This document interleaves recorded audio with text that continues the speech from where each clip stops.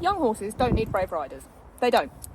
Ask any person what my biggest weakness is as a rider, and most will say my confidence. But I have only ever ridden, for the last 15 years, horses that I've broken and started by myself, like this young one here. So if you don't need bravery, what do you need? The question is then, if you're not brave, what do you need to work with young horses? My answer is being a horse person first and a rider second.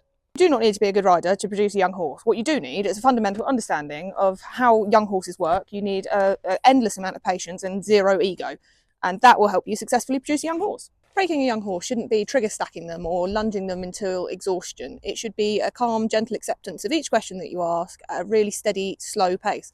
I always go with the thing, the slower you go, the faster you get. You have to accept that some days just aren't going to go to plan, and each horse has their own pace. And some days you're going to take 2 steps backwards, take 1 step forwards. But that's just the way it is with young horses.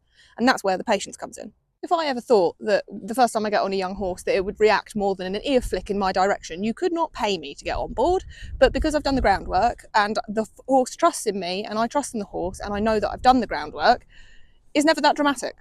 All horse training, whether it be groundwork, ridden work, breaking a horse, can be broken down into pressure and release. So basically, put pressure on, horse learns where the release is. So think of it as putting your leg on your horse for the first time. So, or not the first time, putting your leg on an older horse. You put your leg on to ask them to move forward, and you release your leg when you get the result that you want. So it's all about teaching the horse that. Whether it is in groundwork, you can do that the same as like when you're teaching them to lead. You pull, put pressure on the head collar, and release when they take a step forward.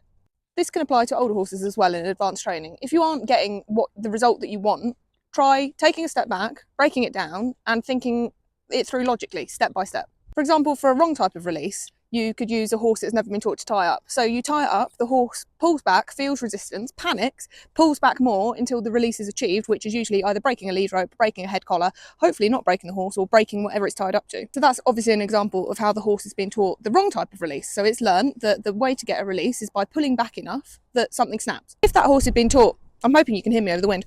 If that horse had been taught that the release comes through taking a step forward, so it releases the pressure on its face by taking a step forward rather than having to pull back and achieving release that way, then it's a completely different outcome. When you're feeling frustrated with your horse, take a step back, take a pause, look at how many steps you've taken to get to where you are, and realise sometimes you have to take 2 steps back to take a step forward. Sometimes you just need to take the pressure off and not look to progress all the time. Anyway, I hope this has helped. For more semi-entertaining, slightly informative videos, feel free to give us a like and a follow.